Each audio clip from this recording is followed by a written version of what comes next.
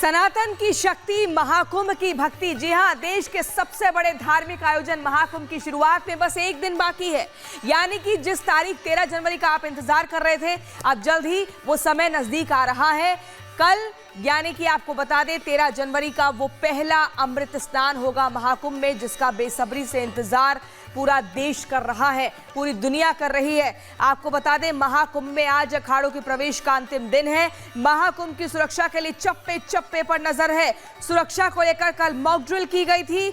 हर हालात से निपटने के लिए पूरी तैयारी है। जल थल नभ से निगरानी की जा रही है। सीएम योगी ने खुद सभी तैयारियों का भी जायजा लिया। तस्वीरें आप देखिए, कल से महाकुंभ का शुभारंभ होने जा रहा है। 26 फरवरी तक चलेगा। 40 से 45 करोड़ श्रद्धालु यहां पर पहुंचेंगे।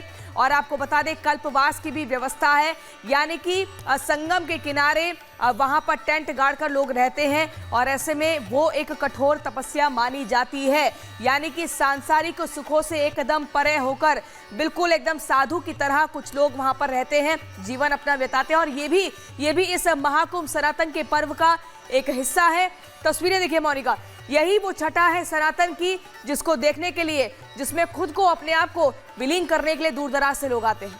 बिल्कुल, और यही वो छटा है जो वाकई में देखते ही बनती है। और इसी छटा का इंतजार तो पूरे 12 साल तक तमाम श्रद्धालु करते हैं, जो सिर्फ देश ही नहीं बल्कि विदेश में भी हैं। और विदेशों से भी लोग महाकुंभ का हिस्सा बनने के लिए भारत की भूमि पर आते हैं, संगम की भूमि पर आते हैं, संगम की रेती पर आकर आस्था की डुबकी लगाते हैं।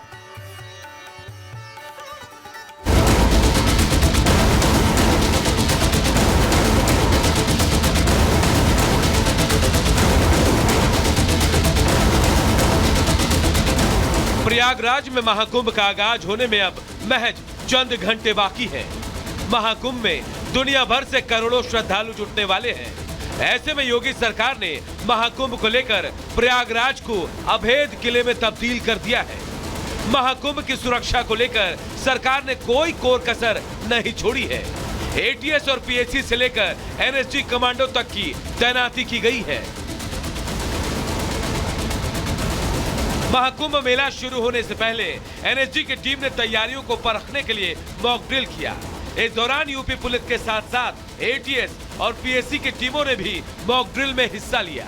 महाकुंभ में पहुंचने वाले श्रद्धालुओं की सुरक्षा के लिए प्रयागराज में अचूक सुरक्षा सुनिश्चित की जा रही है।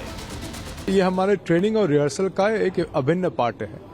उसी के तहत ये सब कार्रवाई कर रहे हैं हम लोग, ताकि हम लोग पूरी तरह से मेला को और जनपद को सिक्योर कर सके महाकुंभ 2025 के लिए। इस मॉक ड्रिल का उद्देश्य किसी भी हमले की स्थिति में सुरक्षा कर्मियों की तैयारियों की पुष्टि करना था। प्रयागराज में एनएसजी का मॉक ड्रिल महाकुंभ में सुरक्षा व्यवस्था सुनिश्चित करने के लिए बल की प्रतिबद्धता का एक प्रमाण है। आपको बता दें कि सुरक्षा व्यवस्था में प्रयागराज जिले को 8 सीमावर्ती जिलों से जोड़ने वाले 7 मार्गों को शामिल किया गया है। प्रयागराज के चारों ओर सुरक्षा घेरा बनाने का निर्देश दिया गया है। इन मार्गों पर सभी वाहनों और लोगों की जांच के आदेश दिए गए हैं। 7 मार्गों पर चेकिंग और तलाशी के लिए 102 चौकियां बनाई गई हैं। पुलिस, सीआरपीएफ के साथ पीएसी कंपनियों को भी तैनात किया गया है। सीएम योगी के ऑर्डर पर डीजीपी खुद हर पल मॉनिटरिंग कर रहे हैं। उन्होंने बताया कि प्रयागराज में प्रवेश करने वाले सभी व्यक्तियों की निगरानी के निर्देश दिए गए हैं। जनपद प्रयागराज को जोड़ने वाले 7 मार्गों तथा उन मार्गों पर पड़ने वाले जनपद तथा सीमावर्ती जनपदों को मिलाकर प्रयागराज के चारों तरफ अवैध सुरक्षा का एक चक्रव्यूह बनाए जाने के निर्देश दिए गए थे। उक्त निर्देशों के अनुपालन में जनपद प्रयागराज को जोड़ने वाले सभी 7 सड़क मार्गों तथा उन मार्गों पर पड़ने वाले 8 जनपदों में आने जाने वाले वाहनों एवं व्यक्तियों की चेकिंग एवं फ्रिस्किंग किए जाने हेतु कुल 102 मोर्चे बनाए गए हैं। डीजीपी प्रशांत कुमार ने यह भी बताया कि प्रयागराज की सीमाओं पर कितने सुरक्षा कर्मियों की तैनाती की गई है। 11 कंपनी केंद्रीय रिजर्व पुलिस एवं 15 कंपनी पीएसी को नियुक्त किया गया है। जल मार्ग की निगरानी हेतु 1 कंपनी 2 प्लाटून पीएसी भी लगाई गई है। इसके अतिरिक्त कुल 10 वज्र वाहन, 15 ड्रोन, 20 एंटी सबोटाज टीम एवं 5 बम डिस्पोजल स्क्वाड द्वारा 24 घंटे इन मार्गों एवं यहाँ से प्रयागराज में प्रवेश करने वाले लोगों की निगरानी की जा रही है। 12 साल के बाद प्रयागराज में महाकुंभ का आयोजन हो रहा है और इस बार महाकुंभ में करोड़ों श्रद्धालुओं के शामिल होने की उम्मीद है। महाकुंभ में श्रद्धालुओं की सुरक्षा के लिए अभूतपूर्व इंतजाम किए गए हैं। साथ ही योगी सरकार का साफ निर्देश है कि सुरक्षा को लेकर कोई चूक बर्दाश्त नहीं होगी। Bureau report, Republic Bharat. तो महाकुंभ इस वक्त सनातन की शक्ति का केंद्र बना हुआ है और जो छटा है वो वाकई में दिखते ही बन रही है। प्रगति हमारे साथ जुड़ चुकी है संगम से। प्रगति का रुख करेंगे। प्रगति, किस तरह की तस्वीर आप देख पा रही है? क्योंकि देखा जाए तो 24 घंटे से भी कम का समय बचा है और कल पहला अमृत स्नान होना है। किस तरह का उत्साह वहां पर श्रद्धालुओं में? बिल्कुल मोनिका, 24 घंटे से भी कम अब समय रह गया है, जिसकी वजह से काफी ज्यादा उत्साह देखने को मिल रहा है। 45 करोड़ श्रद्धालु यहां पर पहुंचने वाले हैं और इस लिहाज से बेहद ही महत्वपूर्ण हो जाता है छोटी छोटी चीजों का ध्यान रखना।